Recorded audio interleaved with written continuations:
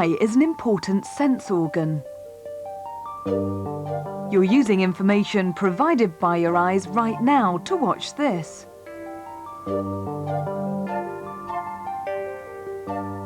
This is a horse's eye. It has a similar structure to ours.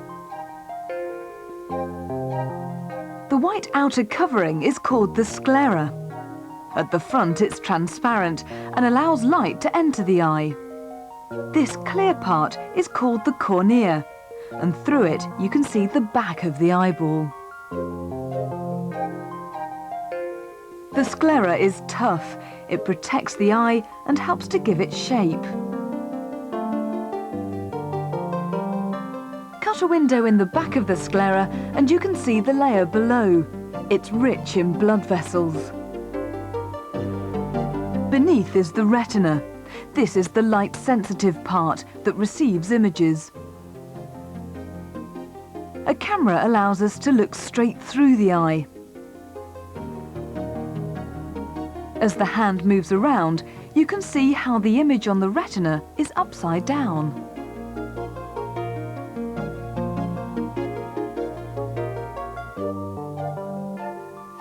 Cutting into the sclera releases a clear jelly-like substance. This is the vitreous humour, and it fills the main chamber in the eyeball.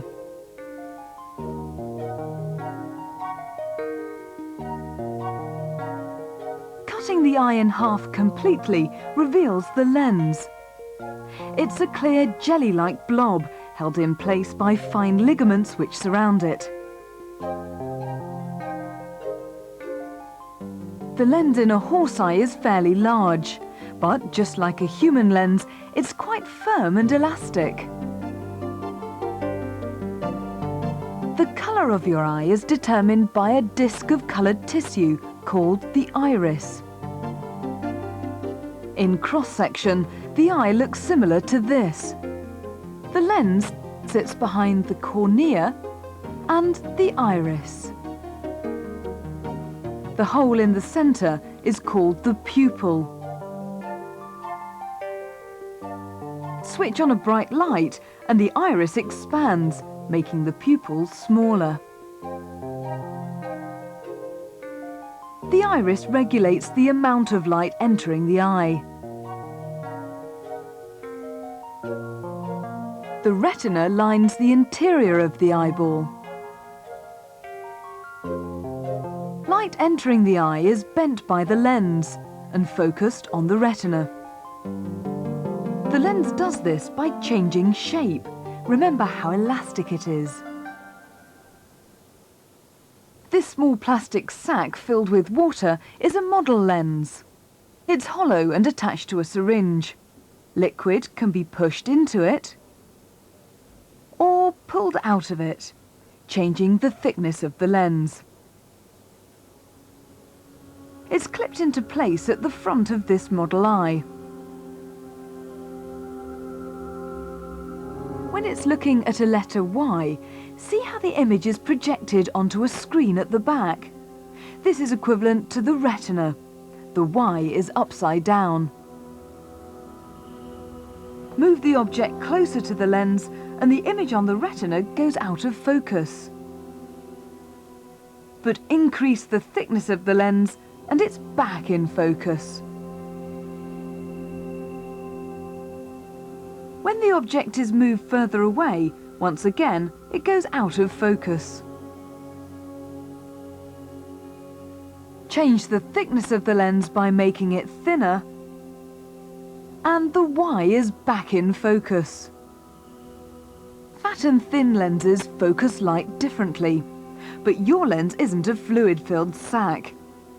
Instead, its shape is changed by the surrounding muscle fibres. This thin layer of white tissue at the back of the eye is the light-sensitive retina. Nerve fibres from all parts of the retina pass out of the eye through the blind spot. These fibres form the optic nerve, which carries electrical impulses to the brain and allows us to see an image.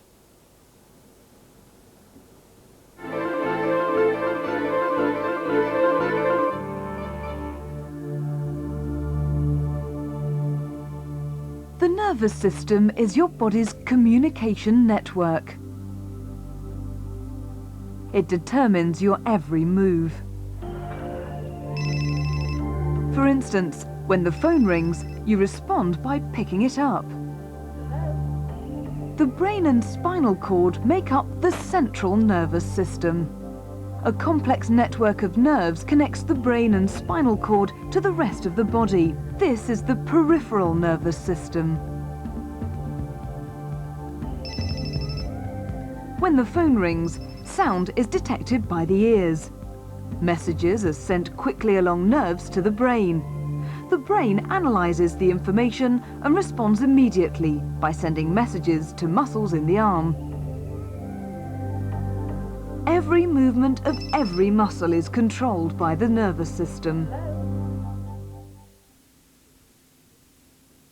Standing on tiptoes involves the calf muscle. When a nervous impulse from the brain reaches the calf muscle, it contracts, lifting the heel off the floor.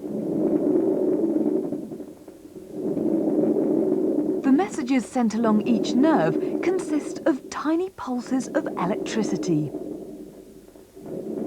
To see this, 2 electrodes are attached to Alex's calf muscle.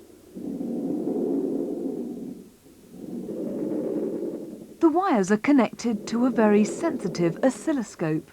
It'll pick up even the smallest pulse of electricity. The nervous impulses reaching the muscle are similar to the electricity that flows from a battery. See how applying a small electric shock to a nerve in Alex's elbow causes a response. The muscle in her hand has been fooled into thinking that it's received a message from the brain.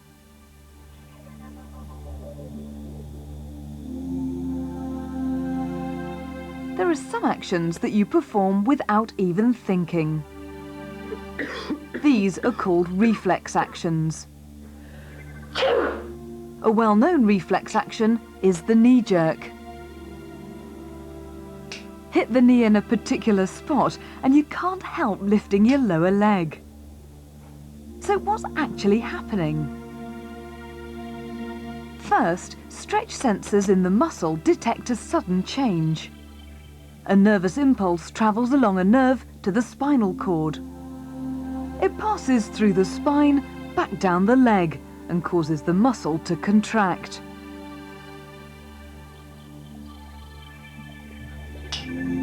Electrodes on the thigh pick up any electrical activity. Scientists use the trace on the oscilloscope to work out the speed of the response. It takes just 1/30th of a second.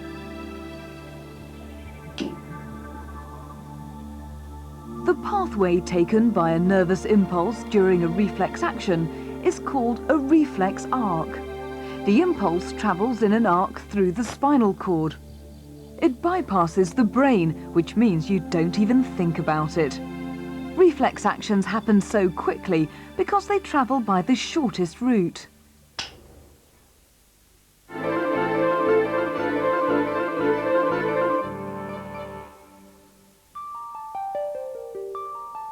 Plants, unlike animals, don't have a complex central nervous system, yet they still respond to changes in their environment. This geranium plant has been growing under the bright lights of a greenhouse. Light has fallen onto the plant from all directions.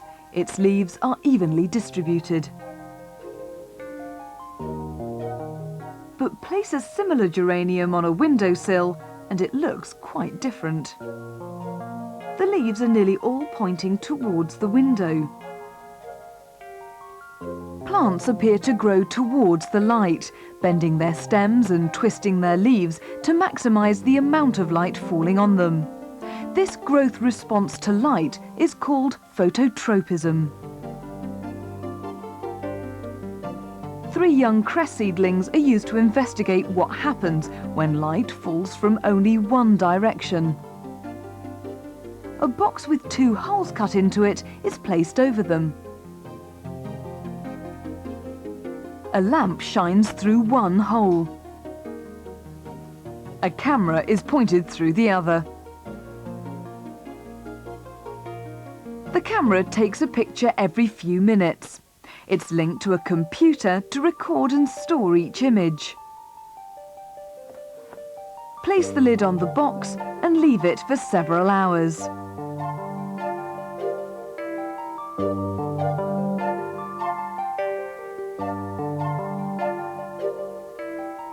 Just 3 hours later, and the seedlings have obviously grown in a different direction. So, what did the camera see?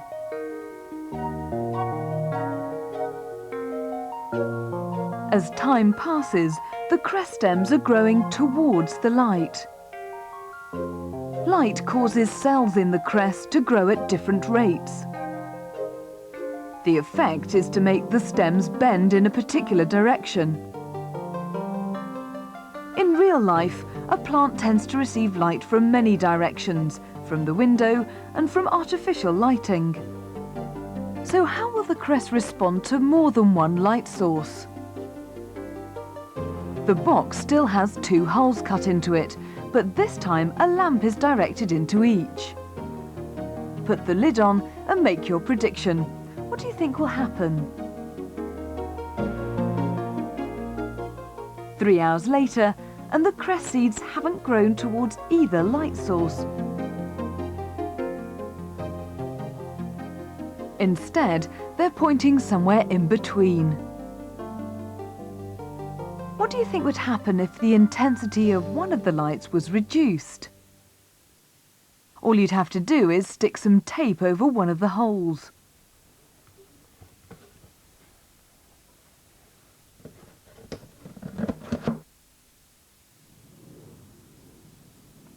Plants also respond to gravity. The branches of this tree are growing in all sorts of directions. Some grow horizontally, but the tip of each branch always seems to be growing vertically upwards. These are the youngest parts of the tree.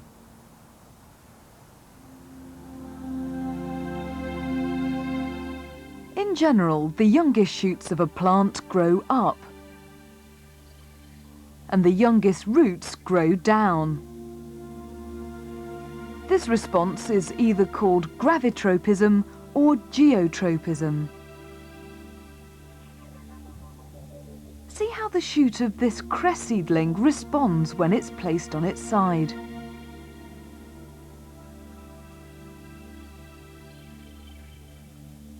To confuse the seedlings completely, you can place them on a rotating surface. It's as if the direction of gravity is constantly changing. A few hours later, and the stationary seedlings are growing upwards. But when there's no obvious up or down, the seedlings grow straight out sideways. When people try to grow plants in space, how do you think shoots and roots will respond?